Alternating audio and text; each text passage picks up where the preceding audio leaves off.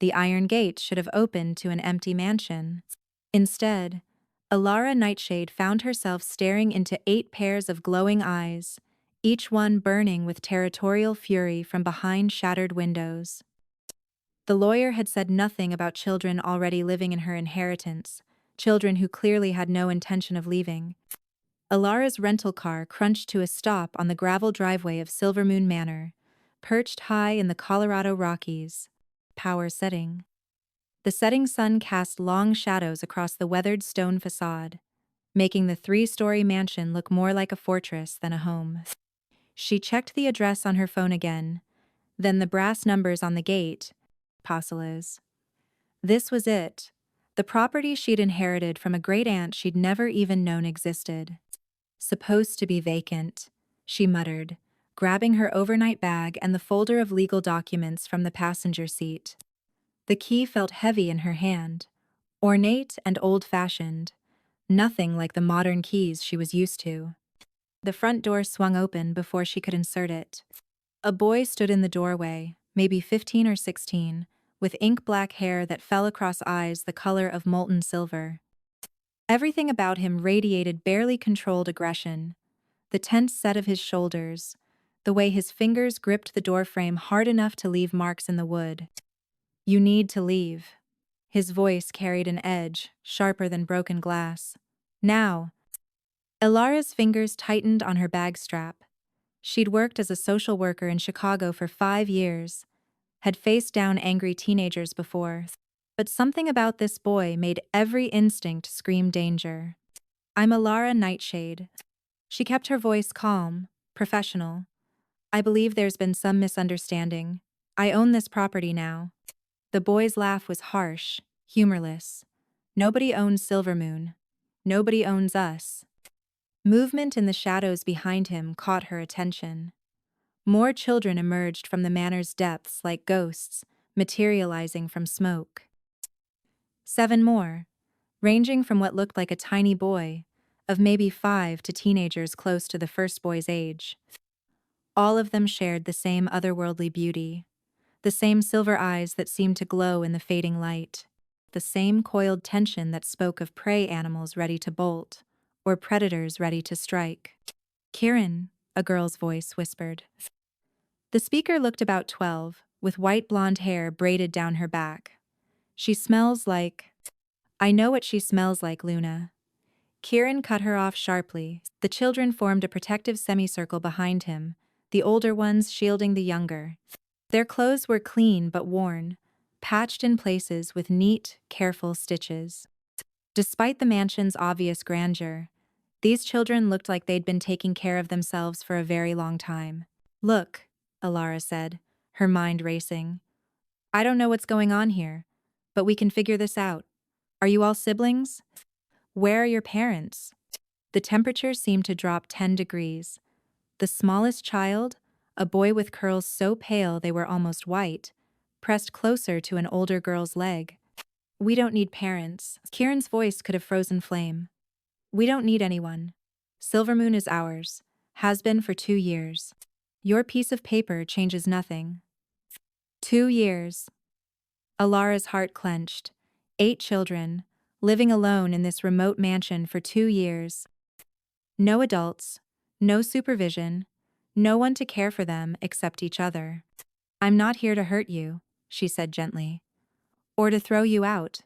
But legally, quote, your laws mean nothing here." Kieran stepped forward. And Elara caught something strange in the movement. Too fluid, too fast. Not quite human. The dying sunlight hit his eyes, and for just a moment, they flashed pure silver, reflective like an animal's. The other children shifted restlessly, and Elara heard something that made her blood run cold. A soft growl, coming from the throat of the 5-year-old. What had her mysterious great-aunt left her? And what exactly were these children? "You should go back to your car," Luna said, her voice carrying an odd musical quality. "Drive away. Forget you ever got that letter." "I can't do that," Elara said, though every rational part of her brain was screaming that maybe she should. 8 children with glowing eyes, inhuman movements, And the ability to growl? This wasn't what she'd signed up for when she'd accepted the inheritance. The smallest boy tugged on the older girl's shirt. "Mira," he whispered, though Elara heard it clearly despite the distance. "She smells safe? Like moonflowers." "Quiet, Ash." Mira hushed him, but Elara caught the way several of the children exchanged glances at the boy's words. "Listen."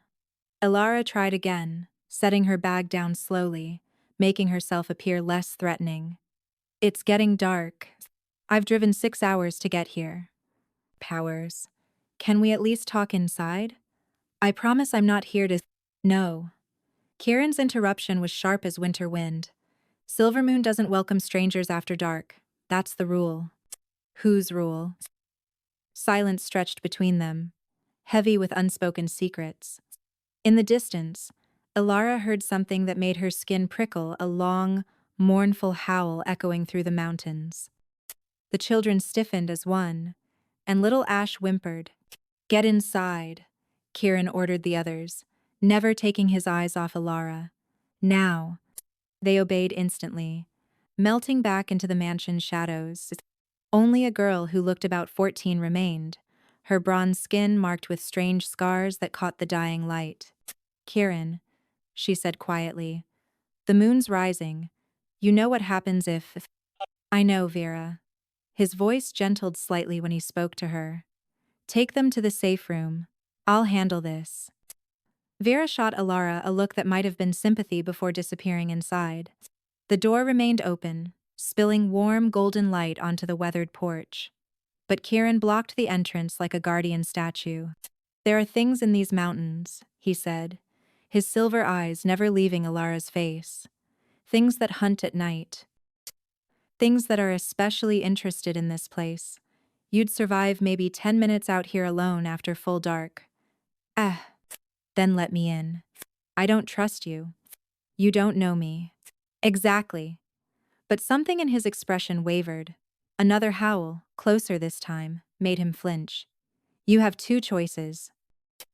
Get in your car now and drive fast. Don't stop until you hit the city. Or, he studied her for a long moment, and Elara felt like she was being weighed on some invisible scale. Whatever he saw must have tipped the balance, because his shoulders dropped a fraction. "Or you follow our rules. All of them. No questions tonight. You can sleep in the morning room, it has locks on the inside. Tomorrow, when the sun's up, we talk. You try anything, hurt any of them." He didn't need to finish the threat. "I would never hurt a child," Elara said firmly. That's what she said too. The words were barely audible, more to himself than to her. Before Elara could ask who she was, Kieran stepped aside. "Morning room is down the hall, 3rd door on the left. Don't go anywhere else. Don't look for us. And whatever you hear tonight, whatever you think you hear, stay in that room." Elara grabbed her bag and stepped into Silvermoon Manor. The foyer should have been grand soaring ceilings, a crystal chandelier, marble floors, but everything was wrong. Furniture pushed against walls, deep gouges in the wood paneling, windows reinforced with what looked like steel bars painted to match the frames. This wasn't just a mansion, it was a fortress. "Thank you," she said, turning back to Kieran. But he was already moving deeper into the house, his voice carrying back to her. "Don't thank me yet. You have no idea what you've inherited."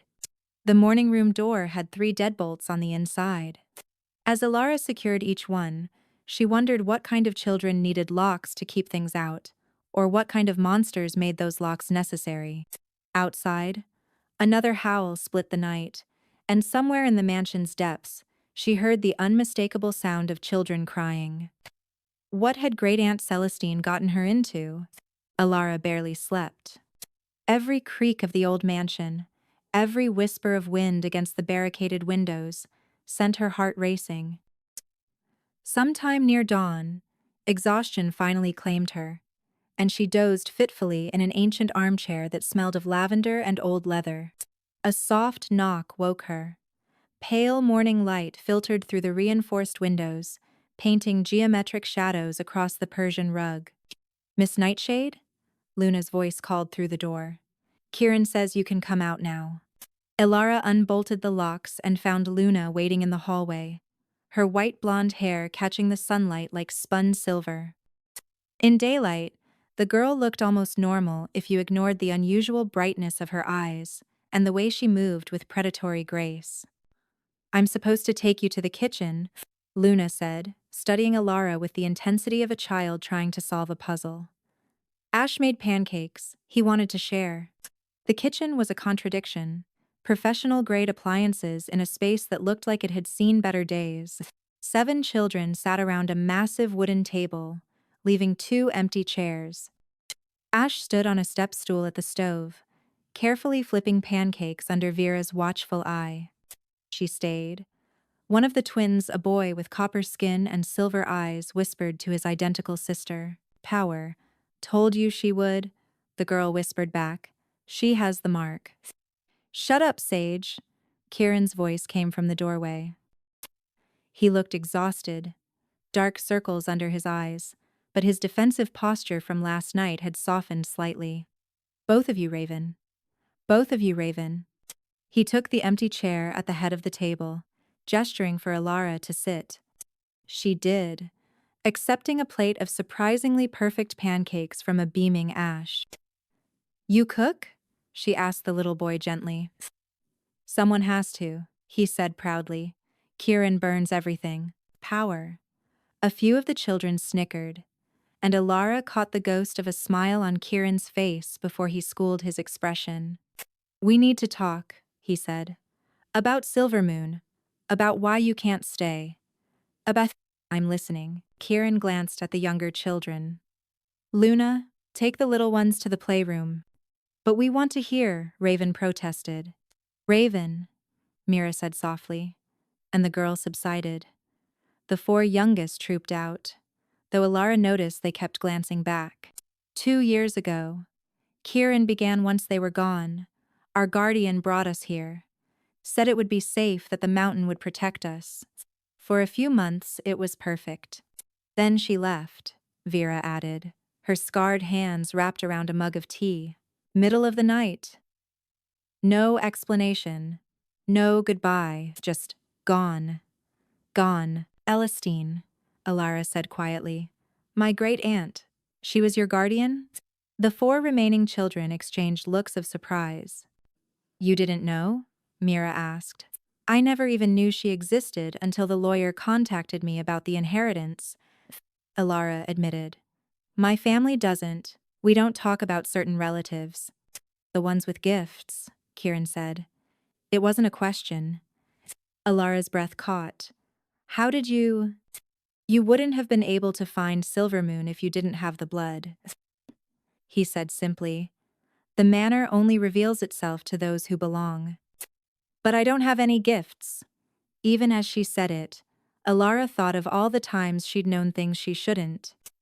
The way she could always tell when someone was lying. How animals trusted her instantly. Small things she'd explained away her whole life. "Not yet," Vera said quietly. "But being here will change that. Silvermoon awakens what's sleeping in the bloodline." Before Elara could process that, the kitchen door slammed open. A wolf burst through massive, midnight black, with eyes like molten gold. It skidded to a halt, those intelligent eyes fixed on Elara with laser focus. The children didn't panic. If anything, they relaxed. "Jaxon," Kieran said calmly. "She inherited the manor. She has the right to—" The wolf's form shimmered, and suddenly a man stood there tall, broad-shouldered, with the kind of dangerous beauty that made her breath catch. His hair was dark as his wolf form, shot through with premature silver, and those golden eyes hadn't left her face. "She has the right to leave," Jaxon said, his voice rough as if unused to human speech. "Before she brings them down on us again." "Brings who?" Elara found her voice, standing to face this new threat. Jaxon moved closer, and she caught his scent pine and rain and something wild.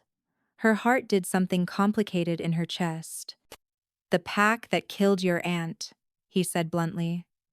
The ones who come sniffing around every full moon, looking for a way past the wards. The ones who want these cubs for their sick experiments. Elara felt the blood drain from her face. Celestine was murdered? Tell her the truth, Jaxon, Mira said softly. All of it. Jackson's jaw clenched, but after a long moment, he spoke. 2 years ago, Celestine fought them off. Died protecting the boundary. Her blood renewed the wards for a time, but he gestured toward the window. They're weakening. Soon the pack will break through. And then? Elara asked, though she was afraid of the answer. Power. Then they take the children, Jaxon said simply. Just like they took all the others before them. The kitchen fell silent. These weren't just orphan children. They were the last survivors of something terrible. And Elara had just inherited the responsibility of keeping them alive. Over the next few days, Elara established a delicate routine. She didn't push, didn't demand answers to the 1,000 questions burning in her mind. Instead, she simply existed in their space, letting the children come to her on their terms. It started small. Ash appeared at her door the second morning with a tray of scrambled eggs. Because you need to eat too. Sage asked for help with a math problem from a workbook that looked years old. Raven showed her a sketch of the mountain vista, shyly asking if it was any good. You're still here, Luna observed on the 4th day, finding Elara organizing supplies in the pantry she'd driven to town that morning. Spending her own money to stock up on groceries and essentials. Where else would I be? Luna tilted her head, studying Elara with those unsettling silver eyes. Everyone else left, even the nice ones, contentious. They'd promise to help, then disappear when things got scary. Elara knelt to Luna's eye level. I don't make promises I can't keep, and I don't abandon children. That afternoon, she found Jaxon in what had once been a grand library, most of the books now stacked against windows like additional barricades. He was studying a map spread across the floor, marked with red X's and defensive positions. You're planning for a siege, Elara said. He didn't look up. I'm planning for reality. The new moon is in 8 days. That's when they'll try again. Powers. Who are they exactly? Jaxon finally met her eyes. The Crimson Fang Pack. Led by Alpha Thorne Blackwood. He collects gifted children, breaks them down, rebuilds them as weapons for his pack. And these children are the strongest he's ever encountered. Jackson's voice held a note of fierce pride. Even without proper training, even suppressing their true nature, they're more powerful than cubs 3 times their age. Elara sat across from him, careful not to disturb the map. You're not part of Blackwood's pack. Not anymore. His hand unconsciously went to his throat, where Elara noticed faint scars she'd missed before. I was his beta. Until I helped 12 cubs escape his compound 4 years ago. 8 made it here. The others. He didn't finish. You've been protecting them alone all this time? Kinda. Celestine helped when she was alive. She taught them control, gave them stability. I stayed hidden in the forest, providing protection when needed. He laughed bitterly. For all the good it's done. I can't even teach them to shift properly without risking Blackwood sensing their power. Shift? Jaxon stared at her. You really don't know, do you? What you are? What they are? Before Elara could answer, Vera appeared in the doorway. Jaxon, we have a problem. Ash is burning up with fever, and it's not normal sick. It's the change sickness. Both adults rushed to the youngest cub's room. Ash lay in his small bed, skin flushed and eyes bright with fever. But what made Elara gasp were the silver patterns spreading across his arms like living tattoos. He's too young, Jaxon muttered, checking the boy's temperature. The shift shouldn't come for years yet. It's her, Kieran said from the doorway, not accusingly but with a kind of wonder. Her presence is awakening things, just like it did with Celestine. What do we do? Elara asked, pushing down her panic. We help him through it, Vera said simply. Together, through the night, they took turns sitting with Ash. Elara found herself instinctively knowing when to cool his fever with damp cloths, when to murmur soothing words that seemed to carry more power than they should. The silver patterns on his skin pulsed and shifted, beautiful and terrifying in equal measure. "It's not usually like this," Mira explained during her shift. "The first change should be gradual, guided by pack elders. But we don't have elders, we just have each other.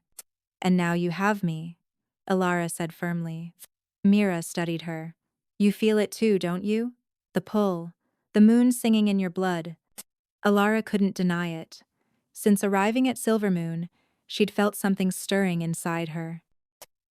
Dreams of running through forests, the taste of wind and freedom, the overwhelming need to protect these children with a ferocity that should have frightened her. "I've never changed," Elara admitted. "My family, they suppressed it, said it was dangerous, unnatural." They were wrong.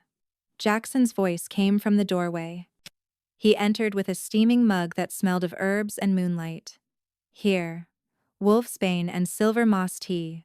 It'll help Ash's body accept the change instead of fighting it." As Elara helped Ash sip the tea, Jaxon continued, "Your family was probably trying to protect you. Lone wolves without pack support rarely survive their first full transformation. But you're not alone now." "I'm human," Elara insisted, even as she felt the lie in her bones. "You're whatever these cubs need you to be," Jaxon said simply. "That's what being pack means." Dawn broke with Ash's fever, the silver patterns fading to leave faint marks like birthmarks on his pale skin. He opened clear eyes and smiled at Elara. "I dreamed I was running," he said wondrously. "On 4 paws, with all of you beside me. We were free." "Someday," Elara promised, smoothing his white curls. "Someday you will be." Later that morning, Kieran led her to a locked room in the mansion's east wing. "If you're staying," he said, producing an ornate key, "you need to see this." The room was Celestine's study, left exactly as she'd abandoned it. Maps covered every wall, not just of the local area, but of the entire region, marked with pack territories, safe houses, and danger zones. A journal lay open on the desk. "Read it," Kieran said. "Understand what you're inheriting." Elara picked up the journal with trembling hands and read her great-aunt's careful script. "The children are more than they know. Each bloodline carefully selected, each child a perfect blend of ancient power. Together, they could form the strongest pack in generations. But Thorne knows this. He will never stop hunting them. My only hope is that my heir will be strong enough to do what I could not awaken their true potential before it's too late." "She gathered us," Kieran said quietly. "Rescued us from different packs, different tragedies. But we were never random orphans. We're the last of pure bloodlines, Luna-touched, shadow walkers, stormbringers, powers that were supposed to die out, preserved in children too young to understand their gifts. Intention is save, and Blackwood wants to bind us to his pack, corrupt our gifts for his own use." Kieran's young face hardened. "He's done it before, turned gifted cubs into weapons. We won't let him do it to the little ones." Elara set down the journal, mind reeling. 8 children carrying ancient bloodlines, a corrupt alpha hunting them, and her untrained, untested standing between them. "There's more," Kieran said. He pulled out a leather tube and extracted a scroll. "Celestine's final message. She said to give it to her heir only if they stayed past the first week." Elara unrolled the parchment, recognizing her aunt's handwriting. "My dear child, if you're reading this, then you've chosen to stay. The blood runs true. You are the moonkeeper, the ancient alpha line thought extinct. Your presence will awaken not just the cub's gifts, but the very bones of Silvermoon Manor. The estate's defenses will recognize you, but only if you embrace what you are. Stop fighting the wolf inside. Let her run free, and she will show you how to save them all. The new moon comes, be ready. All my love, Celestine." "Moonkeeper?" Elara whispered. The rarest bloodline, Jaxon said from the doorway. Alphas, who could command the moon itself, strengthen or weaken other wolves' connections to their power. If it's true, quote, then I'm not just their guardian, Elara finished. I'm their only chance at survival. That night, Elara dreamed of silver light and ancient voices. She woke to find luminous script glowing on her bedroom walls, the same symbols she'd seen carved into the boundary trees. But these were alive, pulsing with inner fire. She followed the symbols down hallways she'd never explored, through passages that shouldn't exist, until she reached a door hidden behind a tapestry, depicting wolves dancing beneath a full moon. The door opened at her touch, revealing stairs that spiraled down into darkness. At the bottom, she found a chamber that took her breath away. The walls were covered in murals depicting the history of her bloodline, moonkeepers standing as guardians between the human and wolf worlds, maintaining balance, protecting the innocent. But it was the center of the room that drew her forward. A pool of water that reflected not the ceiling, but the night sky as it would appear on the coming new moon. And in that reflection, she saw visions that chilled her soul. Blackwood's pack, gathered at the forest edge. The wards around Silvermoon flickering, failing. The children fighting desperately against grown wolves. Blood on snow. Small bodies that didn't rise again. No, she whispered. But the vision continued. She saw herself, standing amid the carnage. Eyes dead and collar-bound. Blackwood's mark burned into her throat. The surviving cubs chained behind her, their spirits broken, their gifts corrupted into tools of violence. This is what happens if you fail. Elara spun to find a ghostly figure behind her. Celestine, translucent and shimmering. Aunt Celestine? An echo, the spirit corrected. A message tied to your bloodline awakening. I'm sorry, child. I'm sorry for the burden I've left you. But you're stronger than you know. I don't know how to fight a whole pack. I've never even shifted. Then it's time you learned. Celestine's ghost gestured to the murals. Your blood remembers. Even if your mind doesn't, trust the wolf. Trust the children. And whatever you do, don't trust. The spirit flickered and vanished as footsteps echoed down the stairs. Jaxon appeared, his gold eyes wide with concern. Elara? I felt. The house was calling. The old magics are stirring. She turned back to the reflecting pool, but now it showed only water. Jaxon, what aren't you telling me? Celestine tried to warn me about something, someone I shouldn't trust. His face shuddered. There are things about that night, the night she died, that don't make sense. The wards should have held. Someone had to have weakened them from the inside. You think there's a traitor? Among the children? Not the children. He moved closer, and Elara caught his scent, wilder now, tinged with worry. Come. But there are others who know about Silvermoon, others who've been here. We're not as isolated as we seem. Before Elara could ask more, a howl split the night, not from outside, but from somewhere in the mansion. Young, pained, terrified. Luna! They said in unison. Racing back up the stairs, they found chaos. Luna writhed on the kitchen floor, her body caught between forms, partially shifted, but unable to complete the transformation. Her siblings surrounded her, panic in their young faces. She just collapsed, Vera reported, trying to hold Luna still. One moment she was fine, then she screamed about voices in her head and started shifting. But this wasn't like Ash's gentle fever. Luna's body contorted painfully, bones breaking and reshaping wrong. Her eyes had gone solid, silver, unseeing, and words in an ancient language spilled from her lips. Quote, "She's being called," Jaxon said grimly. Forced summoning. Blackwood's found a way past the outer wards. How do we stop it? Elara demanded. We can't. Once a forced summoning starts, she'll either complete it and go to him, or... He didn't finish, but they all understood.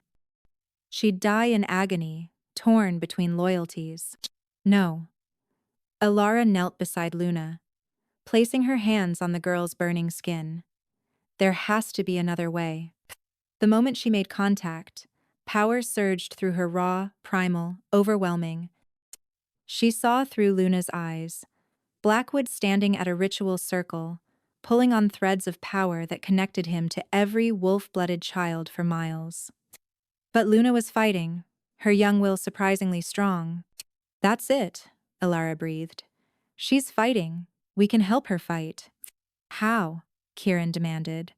Elara looked up at him, at all of them, feeling something ancient and powerful stirring in her chest. Form a circle, everyone touching. We're pack. Even if it's not official, that means something. The children obeyed without question, even little Ash toddling over to place his small hand on Luna's ankle. Jaxon hesitated, then knelt beside Elara, his hand covering hers on Luna's shoulder.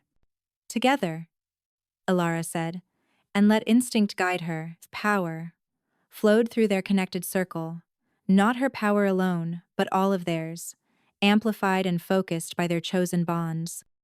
Luna's tortured shifting slowed, stabilized. The ancient words faded from her lips. But Elara felt the moment Blackwood noticed their interference.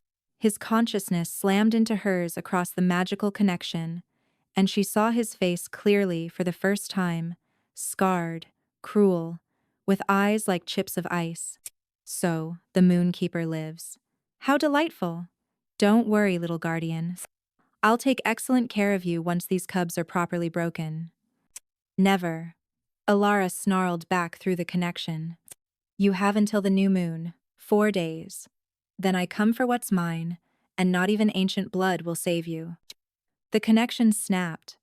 Luna gasped, her body finally settling into human form. She was unconscious but breathing, the forced shift broken. Everyone okay? Elara asked, though she could feel the drain on all of them. That was amazing, Ash whispered. You saved her. We saved her, Elara corrected. Together. But as she met Jaxon's eyes over the children's heads, she saw he understood the true cost. Blackwood now knew exactly who she was, what she was. And he'd be coming with everything he had. 4 days to turn 8 traumatized children, and 1 untrained moonkeeper, into a force that could stand against a corrupt alpha and his entire pack. The next morning brought an unexpected visitor. Elara was teaching the twins basic defensive stances in the mansion's ballroom when Kieran burst in. Car coming up the drive, expensive, official plates. Elara's blood chilled. Had Blackwood sent legal representatives? But the woman who stepped out of the black sedan wasn't what Elara expected. Middle-aged, elegant, with silver-streaked auburn hair and a designer suit that probably cost more than most people's cars. She moved with the fluid grace of an apex predator playing at being prey. Miss Nightshade, the woman called out. I'm Counselor Lydia Winters from the Regional Supernatural Authority. We need to talk. Jaxon materialized at Elara's shoulder. I know her. She's legitimate, but she's also Blackwood's cousin. Elara met Counselor Winters in the formal parlor. The woman settled onto an antique settee, as if she owned it, sharp eyes taking in every detail. I'll be direct, Winters began. You're harboring runaways. Pack law is clear cubs belong with their rightful alpha. Their rightful alpha is dead, Elara said flatly. These children were under Celestine's protection, and now they're under mine. Celestine wasn't Pack. Neither are you, despite your interesting bloodline. Winters smiled, cold and calculating. Alpha Blackwood has prior claim. Several of these cubs were born into packs that owed him allegiance. By law, children who've been abused can seek sanctuary. Elara interrupted. And I have proof of Blackwood's treatment of cubs in his care. Proof that would need to be presented to a full council tribunal. Such things take time. Months, perhaps years. Winters examined her manicured nails. By then, well, cubs grow up so fast, don't they? The threat was clear. Legal channels would be too slow to save them. Quote, "What do you want?" Elara asked. "I want what's best for everyone. You're new to our world, Miss Nightshade. Alpha Blackwood is powerful, connected. Opposing him openly would cause disruptions. So you want me to hand over 8 children to save your political career? I want you to consider a compromise." Winters pulled out an envelope. "Sign guardianship over to me. I'll ensure the children are placed in appropriate homes. Separated. Of course, keeping them together would be too dangerous. But alive. Separated?" Elara's voice was deadly quiet. "It's for their own good. Together, they're too powerful, too tempting, a target." "No deal," Elara said firmly. "She's not alone." Kieran stood in the doorway, the other children behind him. "We won't be separated. Not again." Winter's expression hardened. Children should learn when to be silent. And adults should learn when they've lost. Kieran moved into the room, and Elara saw Winters actually flinch at the power rolling off the teenage boy. Winters stood, smoothing her skirt. "You've killed them all with your pride. The offer stands until moonrise tomorrow. After that, I wash my hands of this mess." As her car disappeared down the drive, Ash tugged on Elara's hand. "We won't really have to separate, will we?" "Never," Elara promised. "Your pack stays together." "Then we need to get ready," Jaxon said grimly. "Because Winters just confirmed what I suspected. Blackwood's coming in force, and he's got council backing. We're on our own." That night, Elara made a decision that would change everything. She gathered everyone in the chamber she'd discovered, the sacred room of her bloodline. The reflecting pool showed the approaching new moon, now only 2 nights away. "I need to shift," she announced. "Fully, tonight." "Elara, no," Jaxon immediately protested. "First shifts are dangerous without proper preparation." Quote, "You could lose yourself to the wolf, never find your way back to human form." 12 Siomaras, 12 Siomaras, 12 Siomaras, 12 Siomaras, 12 Siomaras, 12 Siomaras, 12 Siomaras, 2020-25. "Then you'll anchor me." She met his golden eyes steadily. "All of you will. We're pack, even if it's not official." "That means something." "The children," he started. "Need to see that it's not something to fear," Elara interrupted. "They need to see the beauty in what they are." Kieran stepped forward. "I'll go first. If we're doing this, you need to see what you're becoming." Before anyone could object, he began to shift. Elara watched in awe as his human form rippled and changed, bones reshaping, thick midnight fur sprouting. Where a teenager had stood, now sat a massive black wolf with intelligent silver eyes. One by one, the other children followed. Not all could manage full shifts. Some only achieved partial transformations, but each showed their true nature without shame. Luna became a snow-white wolf pup. The twins shifted into matching copper-colored wolves. Even little Ash managed to sprout fuzzy white ears and a tail. "Your turn," Jaxon said softly. He hadn't shifted, staying human to guide her. "Close your eyes. Feel the moon's pull, even though it's new. She's always there, waiting." Elara breathed deep, releasing the mental walls she'd built over a lifetime. The wolf inside, patient and powerful, surged forward. Pain lanced through her as her body began to change, but underneath was something else: rightness. "Coming home." "That's it," Jaxon murmured. "Let her free. Trust her. Trust us." The shift hit like a tide. One moment Elara was human, the next she stood on 4 legs, her senses exploded into supernatural clarity. She could smell each pack member's unique scent, hear their heartbeats, feel their emotions through bonds that sang between them. Her fur was silver, shot through with threads of pure white that seemed to glow with inner light. When she looked in the pool, amber eyes stared back her mother's eyes, Celestine's eyes, the eyes of generations of moonkeepers. Beautiful. Jaxon's voice in her mind. Pack telepathy natural as breathing. Absolutely beautiful. The cubs crowded around her, yipping and playing, showing her their wolf games. For precious moments, they were just what they appeared. A family running and playing together, free from fear. But as dawn approached, Elara felt something shift in the manor's defenses. The wards shuddered, strengthened by her transformation but also changing, adapting. She shifted back, gasping as human form reclaimed her. Jaxon steadied her, his hands warm and solid, protected. "The wards," she said. "They recognized me. But there's something wrong. A weakness I can't quite bear." A howl interrupted her. Not playful like the cubs, but threatening. Adult. Close. Too close. "Scout," Jaxon identified grimly. "Testing our defenses." But Elara felt something else through her newfound connection to Silvermoon. The scout wasn't testing from outside. The call had come from within the grounds. "We have a problem," she said, ice in her veins. "Someone's already inside." They found the traitor in the last place, Elara expected, standing over Ash's bed, silver blade glinting in the moonlight. Counselor Winters. Her elegant facade discarded, revealed for the predator she truly was. "No!" Elara lunged, but Winters moved with inhuman speed, pressing the blade to Ash's throat. The little boy whimpered but stayed still, tears tracking down his pale cheeks. "Nobody move," Winters commanded. "Or the pup dies." "Lydia."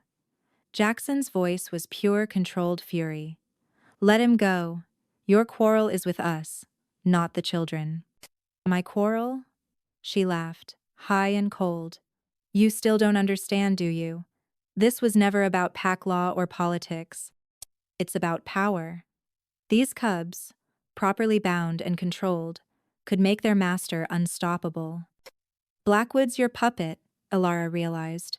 "You're not his cousin, you're his creature. His mate, actually." Winter's smile was sharp. "Amazing what people will believe with the right glamour and forged credentials. We've been planning this for years. Celestine was just the beginning. You killed her." The words tasted like ash in Elara's mouth. "Poisoned the wards from inside. Let Thorne's wolves through." She fought harder than expected. Winters pressed the blade closer to Ash's skin, drawing a bead of blood. But even moonkeepers die when overwhelmed. "What do you want?" Elara forced her voice steady. "Simple. You're going to lower the wards, all of them. Let Thorne in peacefully, and I'll make sure the cub's binding is gentle. Fight. And I start with the youngest and work my way up." The other children had crept closer, surrounding them. Elara felt their terror, their rage, their desperate need for her to save their littlest member. But she also felt something else, their trust, their absolute faith that she would find a way. "I'll make a counter-offer," Elara said. "Let Ash go, and I'll come willingly." The moonkeeper bloodline is what Blackwood really wants, isn't it? The power to control any wolf, strengthen or break any bond. "Take me. Leave them." "No!" Multiple voices cried out, but Elara held up her hand. "Interesting," Winters mused. "But why settle for one prize when I can have all?" That's when Elara felt it.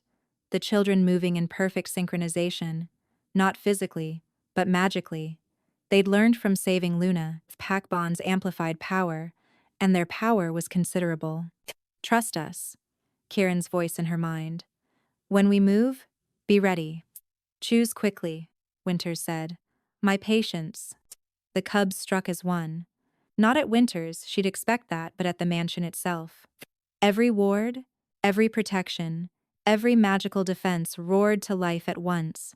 Power drawn from 8 bloodlines acting in perfect unity. The backlash hit Winters like a sledgehammer, sending her flying back from Ash.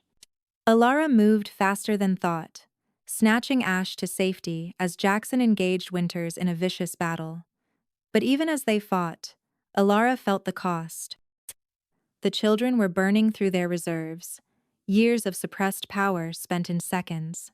"Stop," she commanded. "You'll kill yourselves."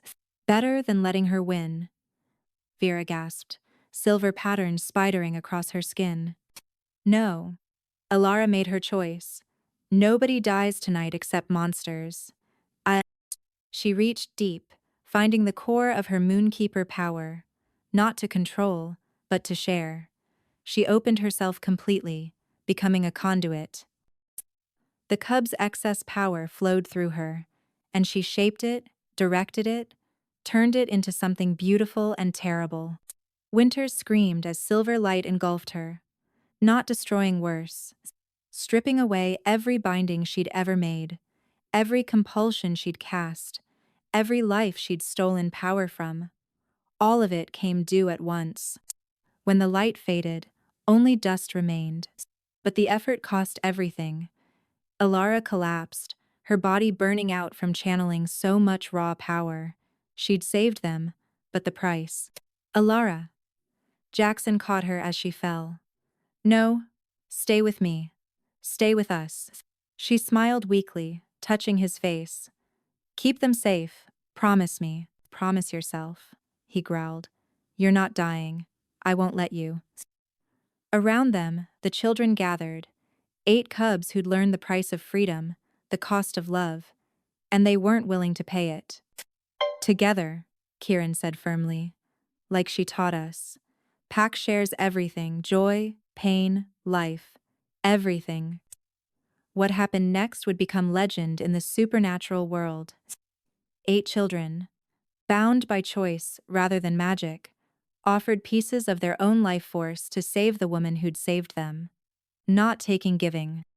Not forced. Freely chosen. Elara felt it like dawn breaking in her chest.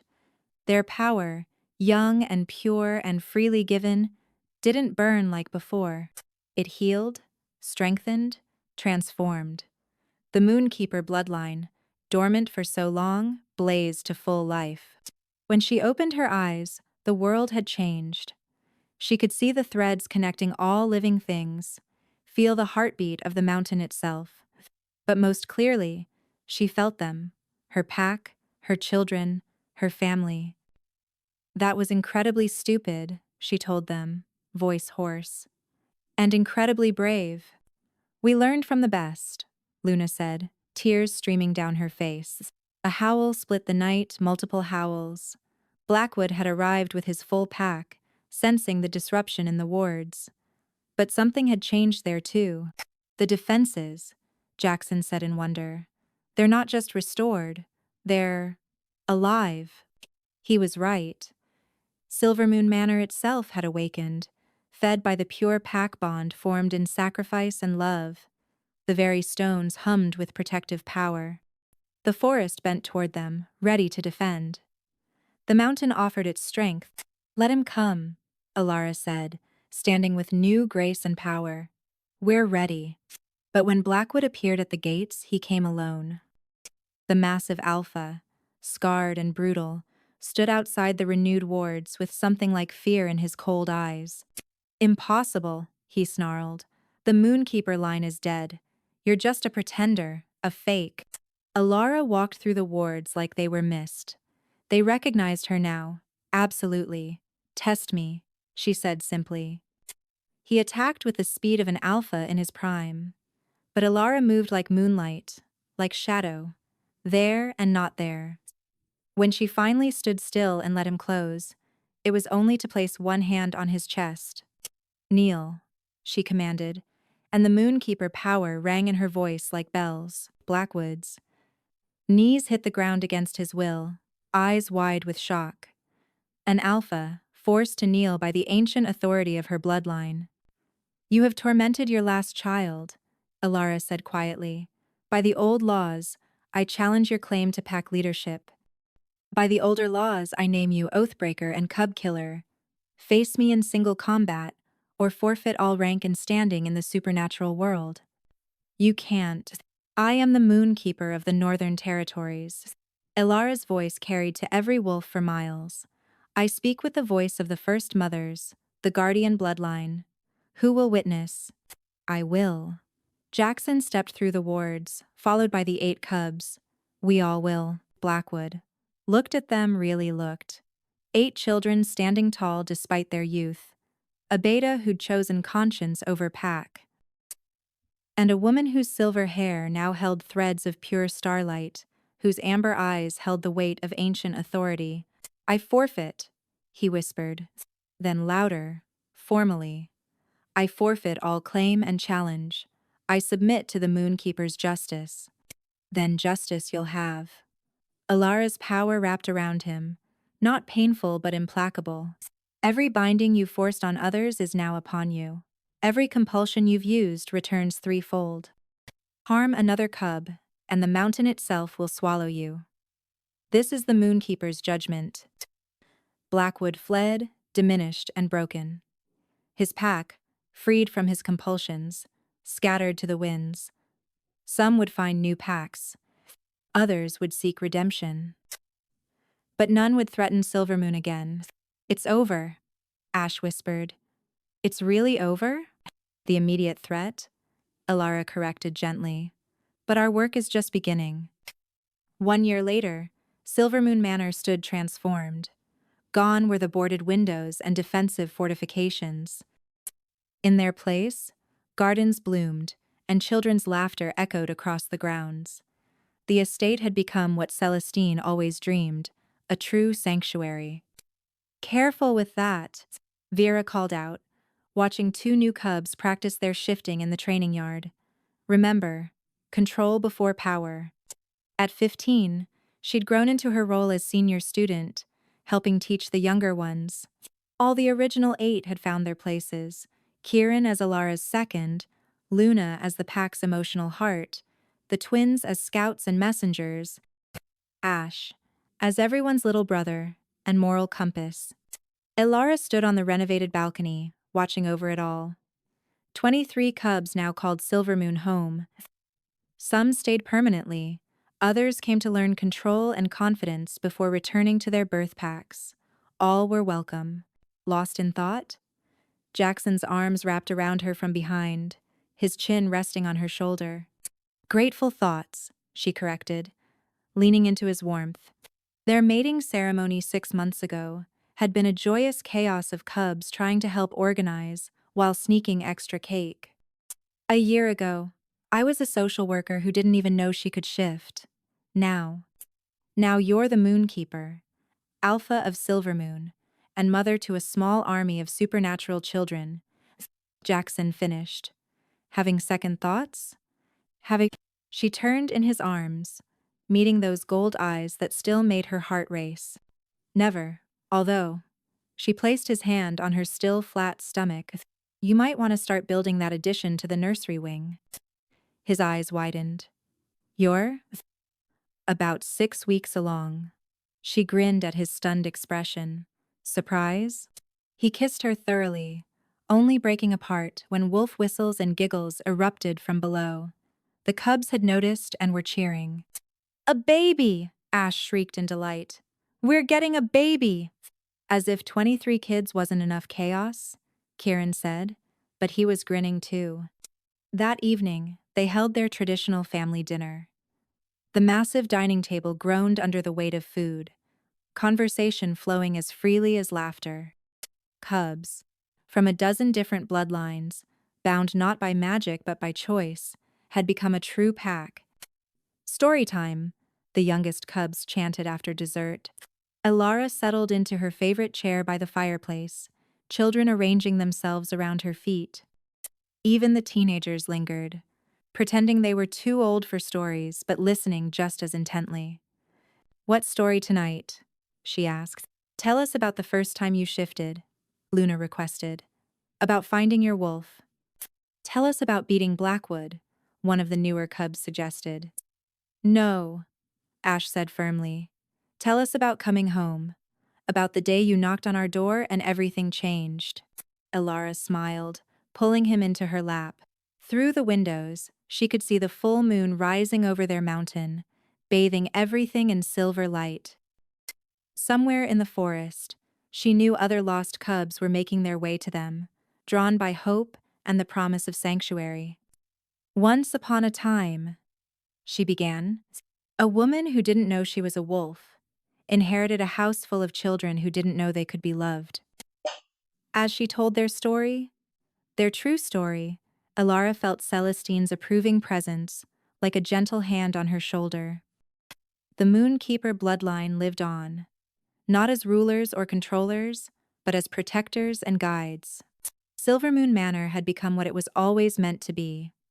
A home where broken children learned to be whole, where chosen family mattered more than blood, where love was the strongest magic of all. And in the nursery they'd soon expand. New life grew, the next generation of cubs who would never know a world without sanctuary, without pack, without love. The legacy continued, one saved child at a time. Outside, the moon smiled down on them all, full and bright and everlasting as hope itself.